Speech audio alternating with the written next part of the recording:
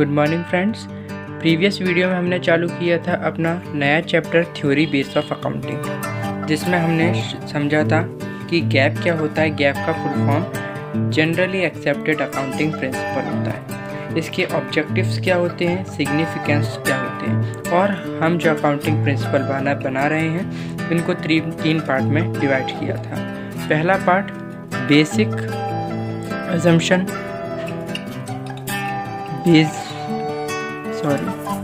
Basic assumption of accounting था, ठीक है। सेकंड था basic principles of accounting,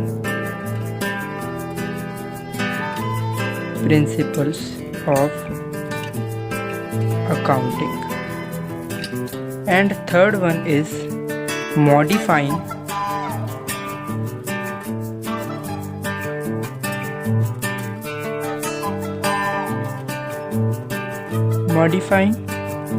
principles of accounting, ठीक है, जिसमें हमने फर्स्ट वीडियो में बेसिक अजम्पशंस ऑफ अकाउंटिंग हम कंप्लीट कर चुके हैं। अब हम मूव ऑन करेंगे अपने नेक्स्ट टॉपिक पर। सबसे पहले है सेकंड वाला, हेडिंग डालेंगे कि basic principles of accounting.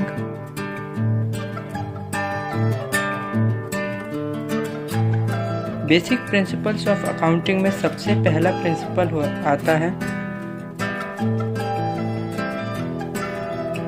Principle of duality. इस प्रिंसिपल में की डेफिनेशन है कि according to this principle,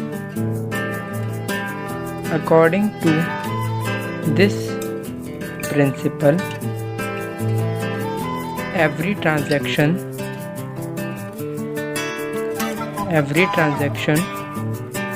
at least affect two accounts,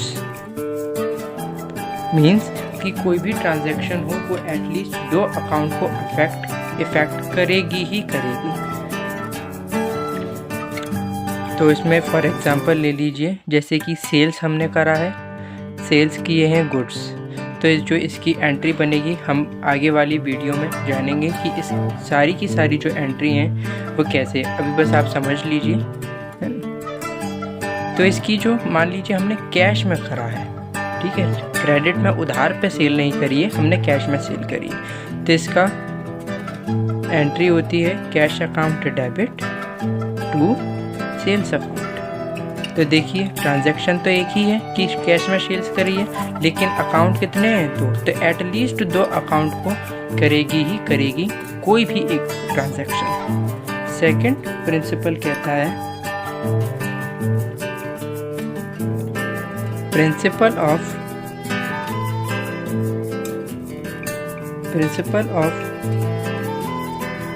verifiability and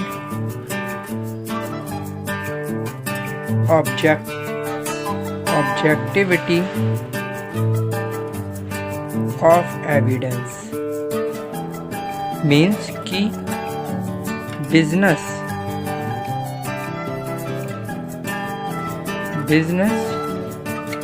kept a document as a proof of transaction। कोई भी ट्रांजैक्शन होती है तो बिजनेस उसका एक, जैसे हम बिल कह सकते हैं या फिर अकाउंट्स की लैंग्वेज में उसको इनवॉइस भी कह सकते हैं, ठीक है। तो जो बिजनेस में ट्रांजैक्शंस हो रही हैं वो पर्टिकुलर ट्रांजैक्शन बिजनेस में होगी कि आगे फ्यूचर में कोई ये ना कह सके कि ये ट्रांजैक्शन बिजनेस से रिलेटेड नहीं है। इसलिए जब वो ट्रांजैक्शन होती है उसके एविडेंस के तौर पर, उसके प्रूफ के तौर पे बिजनेस एक डॉक्यूमेंट रखता है, जैसे कि फॉर एग्जांपल इनवॉइस। इस प्रिंसिपल का मतलब ये है। ओके, थर्ड प्रिंसिपल है हिस्टोरिकल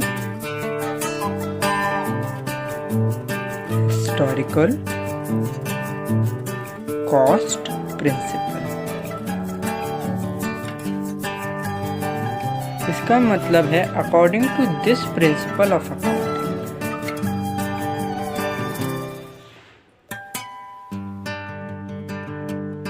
कि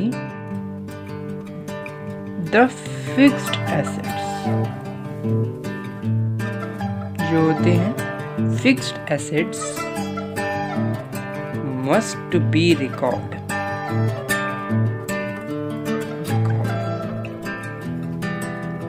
on its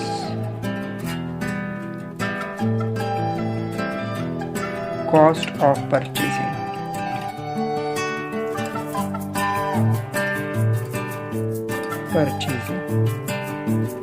Not on basis of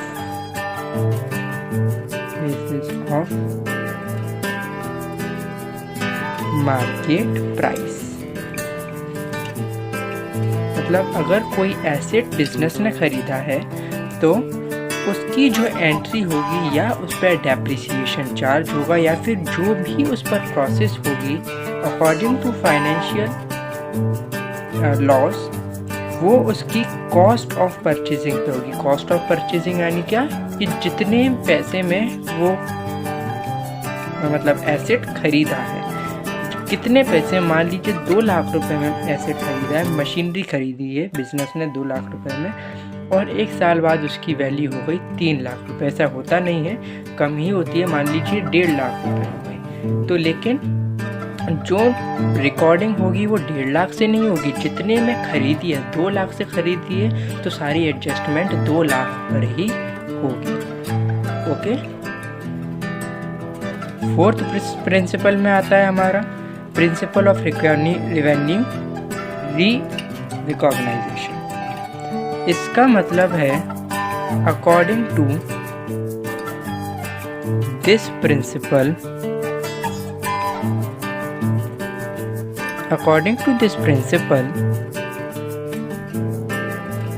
the revenue of business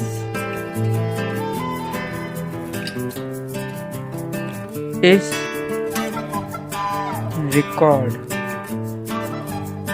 in a financial year when revenue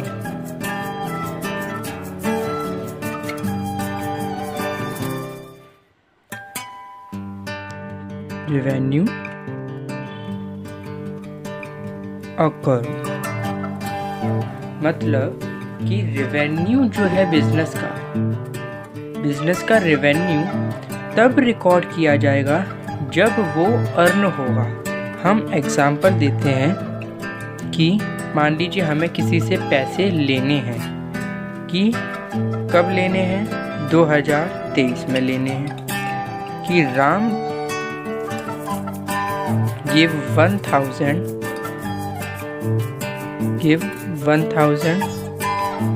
rupees for its purchasing। उसने ख़रीदा है हमसे कुछ माल, इसके बदले में उसने 1000 रुपये दिए। तो ये जो 1000 रुपये हैं 2023 के अकाउंट में जाएंगे। लेकिन अगर इसमें आ जाए कि but 2000 rupees was extra for purchasing in 2024। तो इसमें कई लोग कंफ्यूज हो जाते हैं कि 2023 में मिले हैं 2024 के पैसे 2000 रुपये, तो वो 2023 में नहीं आएंगे। ये आपके पास एडवांस इनकम है आपकी। ये क्या है आपके पास? एडवांस इनकम है आपकी। ये इस साल का नहीं है जो रेवेन्यू हो रही है, क्योंकि रेवेन्यू तब होती है जब आप एक्चुअल में सेल कर दो माल। उसने तो बस अभी आपके पास से माल गया नहीं है। जब माल जाएगा, यानी कि कोई गुड्स जब जाएंगे तभी तो आप इनकम जनरेट करें। उसने मान लीजिए आपसे बोलिए कि हमें गुड्स अब नहीं चाहिए, तो आपको रिटर्न करने पड़ेंगे ना पैसे, तो आपकी तो रेवेन्यू हुई नहीं। लेकिन ये जो 1000 रुपीज़ है ना, ये आपकी इनकम हो चुकी, क्योंकि आपने उसको गुड्स सप्लाई कर दिए। ओके, तो ये 1000 जो है 2023 में आएंगे, लेकिन 1000 ये जो 2000 है ये 2024 के फाइनेंशियल ईयर में आएंगे। According to principle of revenue recognization, 5th principle है इसका, प्रिंसिपल ऑफ मैचिंग, या फिर मैचिंग प्रिंसिपल भी कई बुक्स में इसको लिखते हैं। इसके अकॉर्डिंग है कि all expenses and revenue, all expenses and revenue are adjusted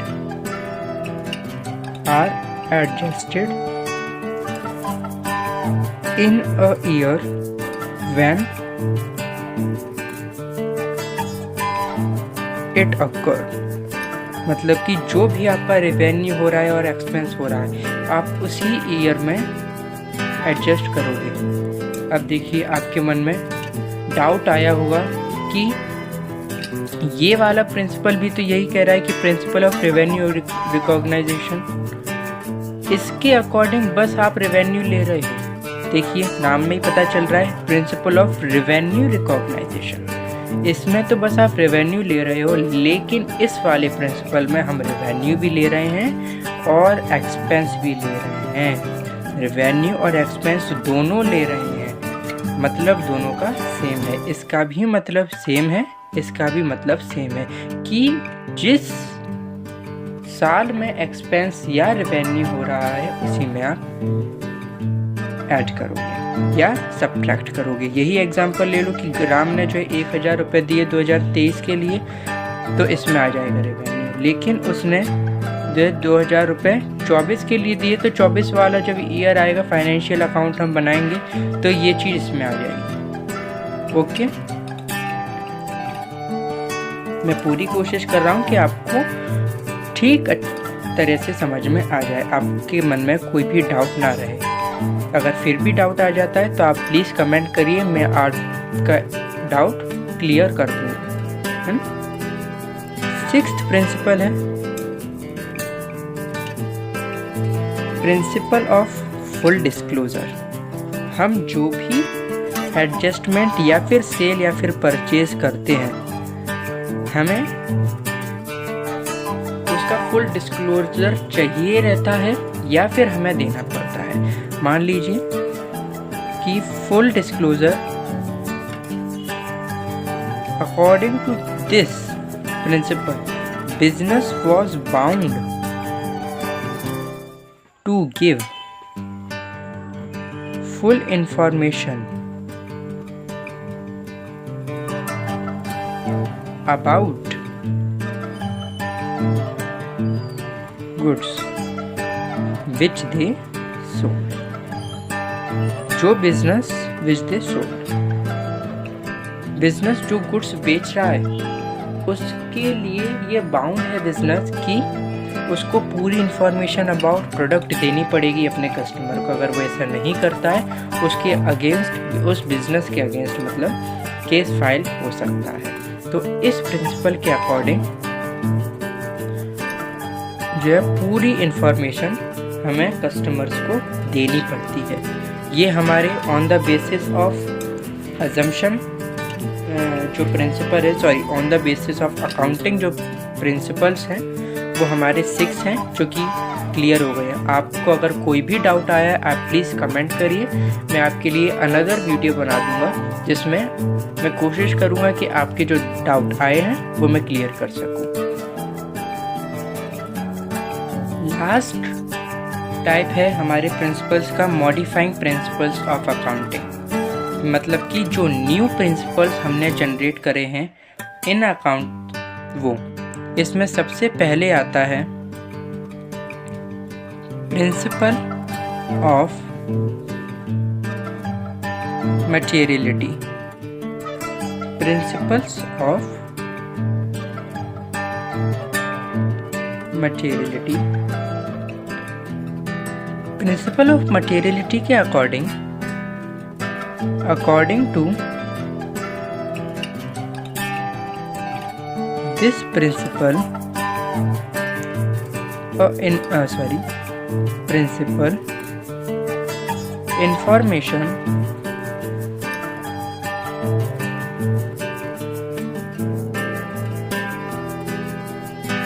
which is not important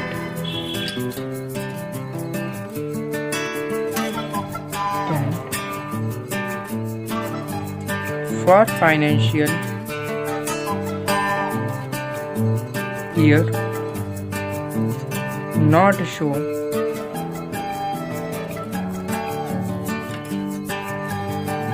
in financial account।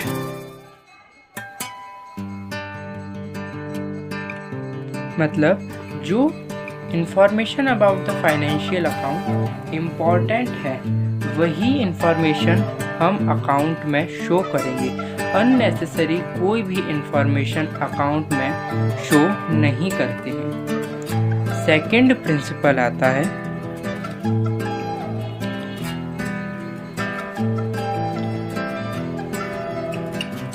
Principle of consistency. Second है कंसिस्टेंसी, मीन्स कि the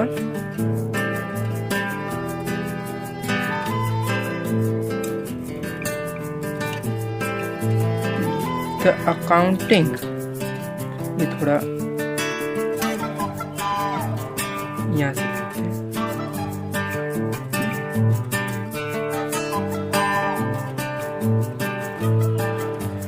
the accounting method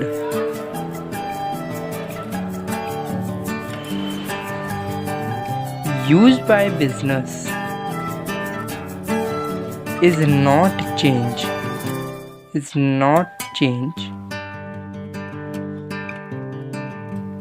year by year. It is being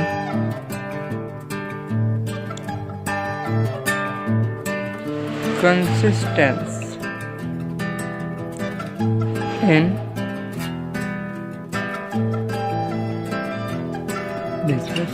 business में consistently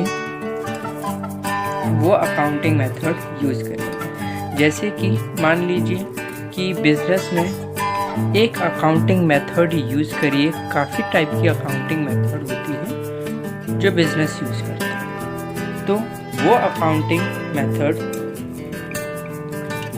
कि जो business use कर रहा है वो year by year change नहीं करेगा बिजनेस। बस कोई मतलब स्पेशल चेंजेस मतलब होते हैं, कोई स्पेशल कोई इशू हो जाता है कंपनी के पास में, या फिर पॉलिसीज़ में गवर्नमेंट की कोई चेंज हो जाता है, तो तभी मेथड चेंज किया जाता है कंपनी का, या फिर कंपनी को कह सकते हैं हम उसी समय कंपनी को अपना मेथड चेंज करना पड़ता है जब कोई बहुत ही ज़्यादा स्पेशल इशू हो गया है। वरना कंपनी का कभी भी मेथड जिससे वो अकाउंट अपना बना रही है वो चेंज नहीं होगा, वो कंसिस्टेंटली चलेगा। अब ऐसा ज़रूरी क्यों है, क्यों ये प्रिंसिपल दिया है? अगर कंपनी अपना मेथड चेंज भी कर लेगी तो क्या इफ़ेक्ट पड़ेगा? सबसे पहले सबसे पहला इफेक्ट देखते हैं कि वैल्यूएशन ऑफ स्टॉक, जिस प्रकार से वो वैल्यूएशन ऑफ स्टॉक कर रही थी, है ना, वो चेंज हो जाएगा।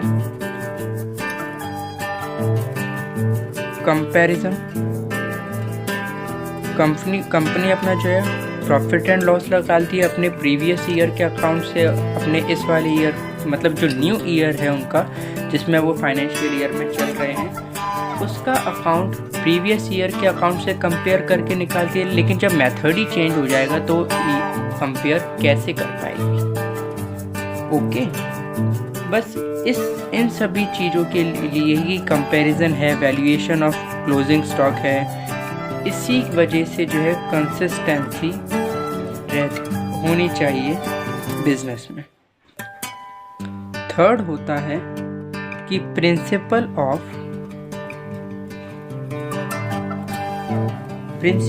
Prudence. What is principle of prudence? देखिए, according to this principle, according to this principle,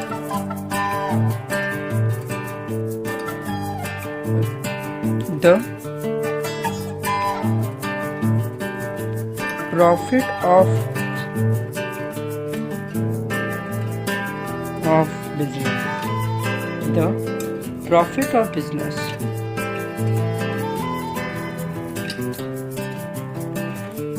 should be shown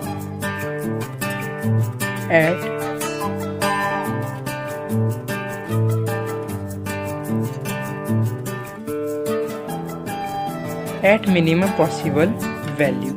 means कि जो भी प्रॉफिट है बिजनेस का, वो कम से कम, जितना भी हम कोशिश करते हैं कि प्रॉफिट ऑफ बिजनेस कम से कम दिखाएं। क्यों हम ऐसा कोशिश करते हैं कि जो प्रिंसिपल ऑफ प्रूडेंस हमें क्यों दिया है? क्योंकि हम मिनिमम वैल्यू दिखाएं प्रॉफिट की। ऐसा क्यों? ऐसा इसलिए क्योंकि अगर हमें फ्यूचर में कोई भी बैड डेब्ट होता है, ये हमारे आगे वाले चैप्टर्स में आएगा प्रोविज़न ऑफ बैड डेब्ट में, कि अगर हमें कोई भी बैड डेब्ट हो रहा है या फिर जो हमें लग रहा है कि होने वाला है, तो हम इसी साल उसको रिकॉर्ड कर लेते हैं।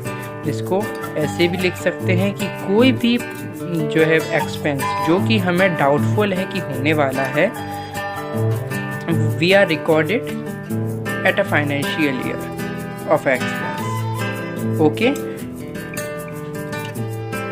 ये था हमारा third concept principle of prudence. एक बार और समझा देता हूँ। इसके अकॉर्डिंग प्रॉफिट ऑफ बिजनेस जितना भी है वो at a minimum possible value हम कम से कम कितना दिखा सकते हैं, उस कम से कम कोशिश करते हैं कि हम प्रॉफिट हम अपने यूजर्स को बताएं, कम से कम प्रॉफिट। ओके, नेक्स्ट है principle of timelines.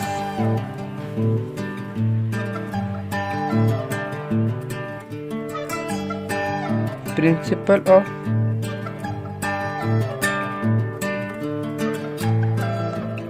Timelines,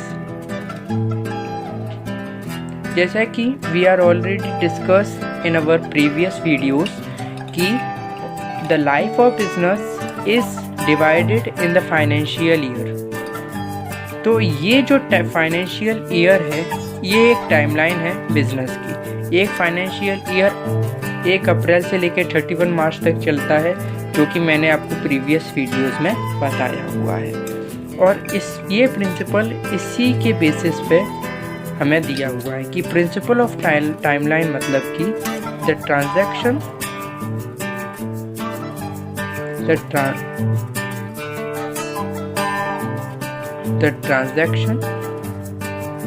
is record in a proper year and time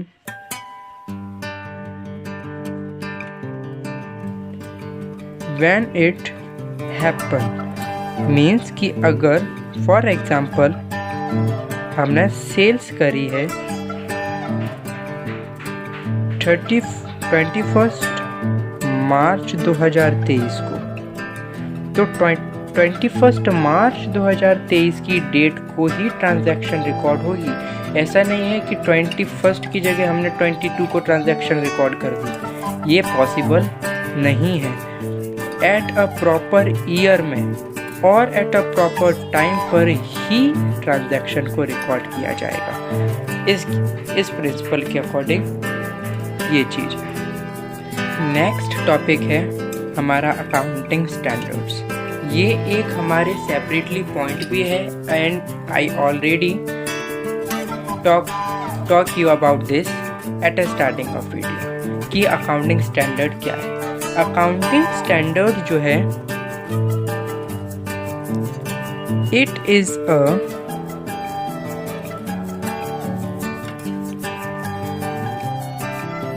return statement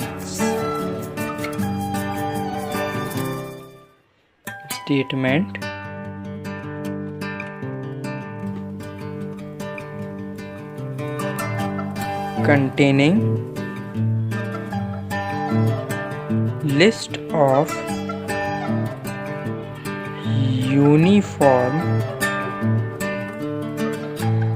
practical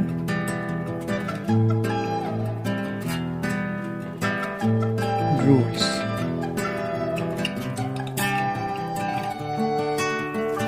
of accounts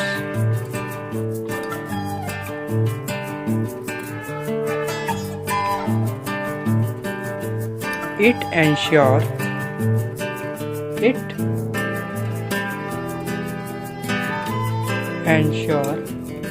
that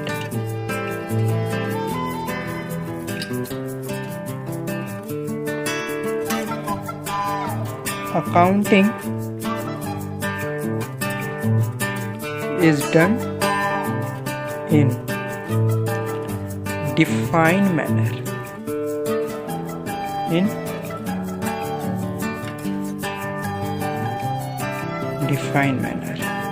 देखिए एक साथ पढ़ते हैं कि अकाउंटिंग स्टैंडर्ड्स जो है इसकी डेफिनेशन है कि it is a return statement जो कंटेन करता है list of uniform practical rules. ये अकाउंटिंग स्टैंडर्ड ये एक स्टेटमेंट है जो कि रूल्स ऑफ अकाउंट्स एक यूनिफॉर्म वे में कंटेन करता है।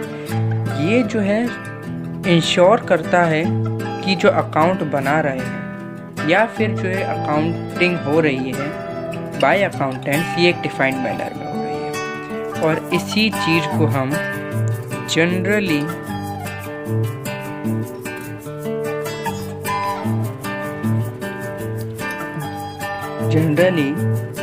एक्सेप्टेड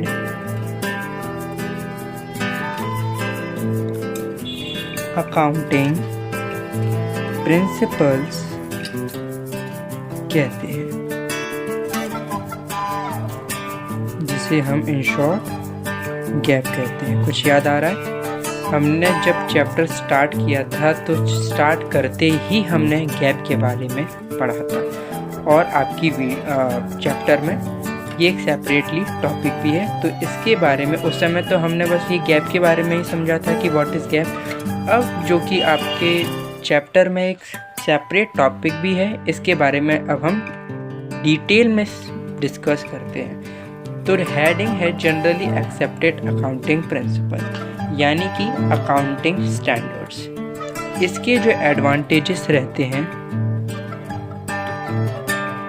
वो देख लीजिए आप पहले। फर्स्ट एडवांटेजेस रहता है कि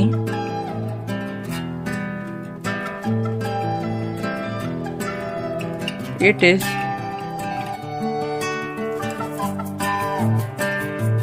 यूनिफॉर्म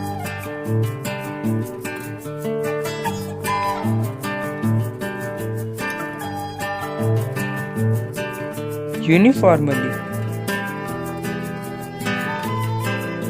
use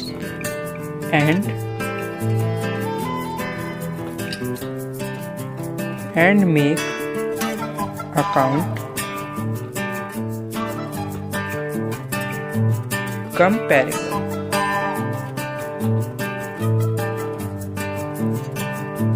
जो अकाउंटिंग स्टैंडर्ड है वो बिजनेस में एक यूनिफॉर्म वे में यूज़ होता है, जो जिसके कारण हमारा जो अकाउंट है प्रीवियस ईयर के अकाउंट्स के हम कंपेयर कर सकते हैं।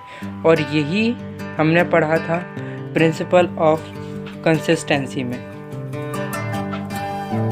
देखिए, मैं आपको मैच करवाता जाऊंगा हर एक पॉइंट, और मैं कोशिश करूंगा कि ये आपका जो चैप्टर है, क्योंकि इसमें बहुत सारे टॉपिक है लर्न करने के लिए, मैं कोशिश करूंगा कि आप हर एक चीज़ को कनेक्ट कर पाएँ और एक इजी वे में अपनी पढ़ाई आप कंटिन्यू रख पाएँ हमारे साथ।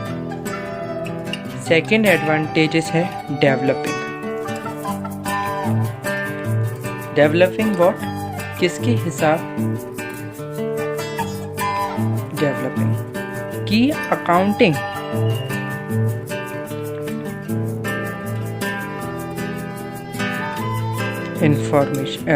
Accounting statement, accounting standard accounting standard जो है it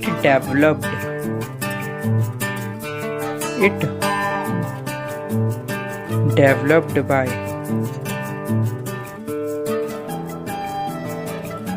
high government organizations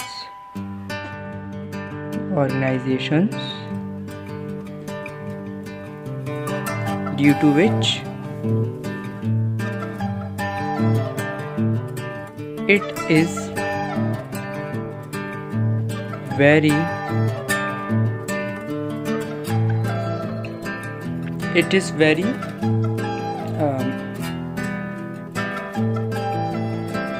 profitable. क्यों? क्योंकि गवर्नमेंट ऑर्गेनाइजेशंस के द्वारा जो है डेवलप हो रहा है, इसलिए प्रॉफिटेबल है। मींस ये हमारे लिए, हम इस पर भरोसा कर सकते हैं, ये जो अकाउंटिंग स्टैंडर्ड बनाई है कि कुछ गवर्नमेंट ने सोच समझ के बनाया होगा। सेकंड है कि it is helpful for, third it is helpful for reduce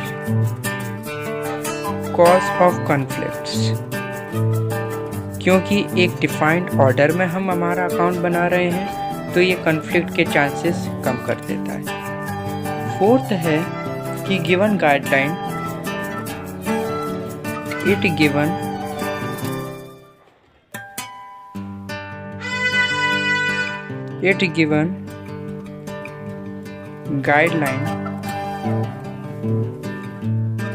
to auditors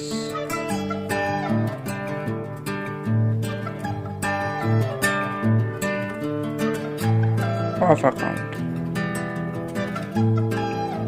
कि जो अकाउंट बना रहे हैं उनको एक गाइडलाइन मिल जाती है कि इस वे में आपको अकाउंट बनाना है। और फिफ्थ है कि it also reduce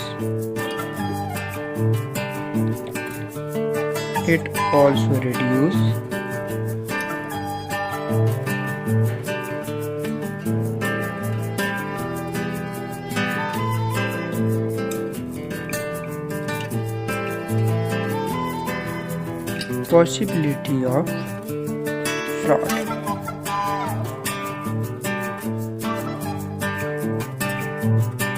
next point है हमारा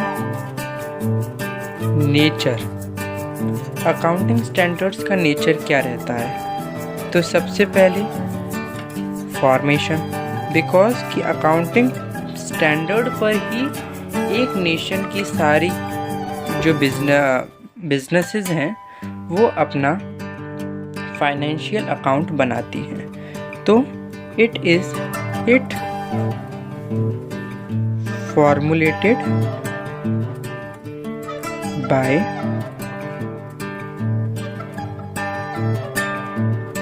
accountant experts, comma,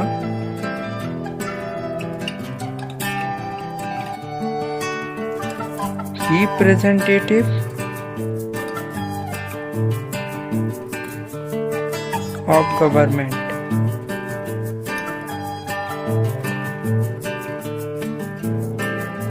and other high class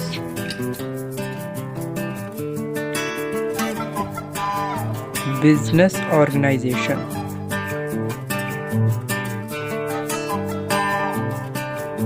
जो हम अकाउंटिंग स्टैंडर्ड यूज़ कर रहे हैं वो अकाउंटिंग एक्सपर्ट्स, गवर्नमेंट के रिप्रेजेंटेटिव यानी कि जो उनकी गवर्नमेंट की जो कमेटीज़ होती हैं और या फिर हाई बिजनेस ऑर्गेनाइजेशन द्वारा ही इनको फॉर्म किया जाता है। दूसरा पॉइंट है इसमें डेवलपिंग जो है because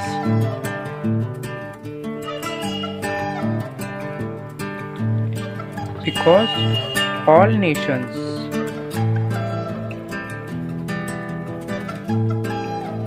has a engage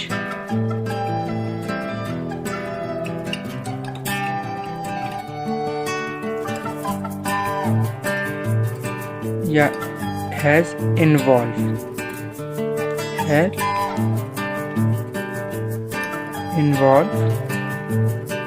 in global business,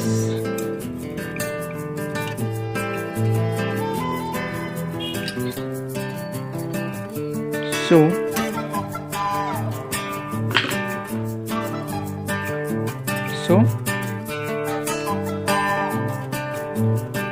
to keep accounting easy,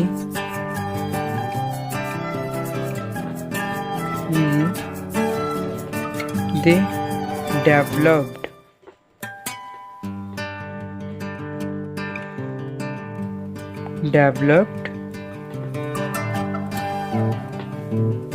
their standard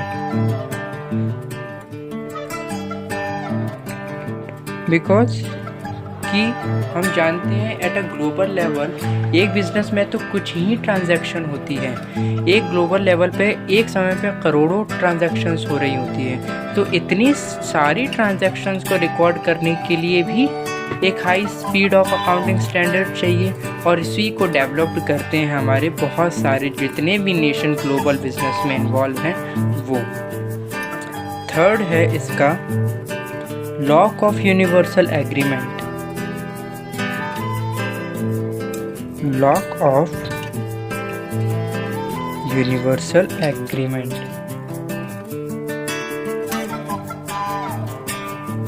because कि every business, every nation have their own boundary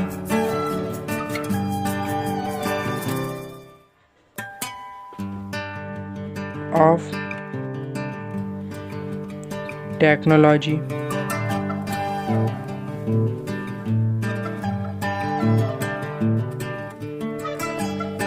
and standard,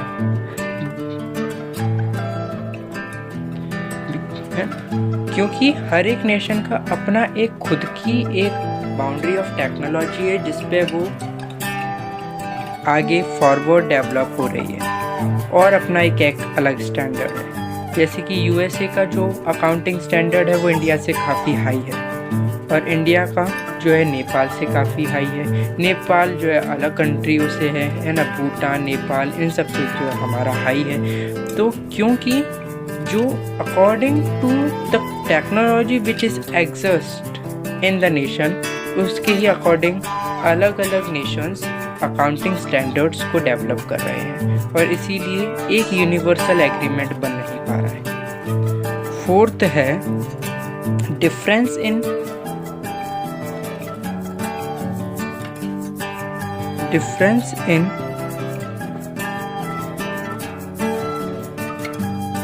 standards, because यही सेम पॉइंट है कि क्योंकि due to the technology and standard of the different nations not have create the possibility of a global accounting standard,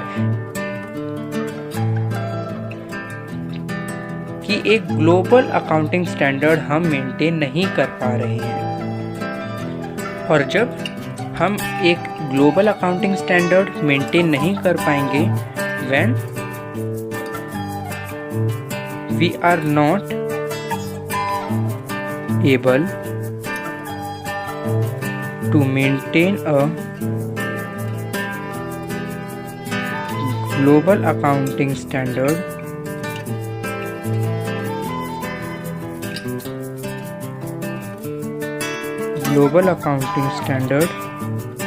so it is difficult, it is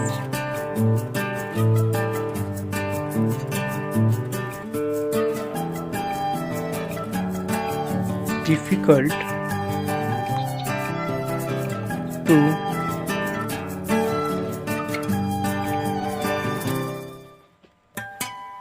compare financial statements। जाहिर सी बात है कि अगर standard same नहीं होगा तो financial statement हम compare नहीं कर पाएंगे एक कंट्री का दूसरी कंट्री से। ये वाला टॉपिक आपका नेचर ऑफ अकाउंटिंग स्टैंडर्ड में ये चार पॉइंट है कि फॉर्मेशन क्या है, developing, lock of universal agreement है और डिफरेंस इन स्टैंडर्ड्स है। Thank you.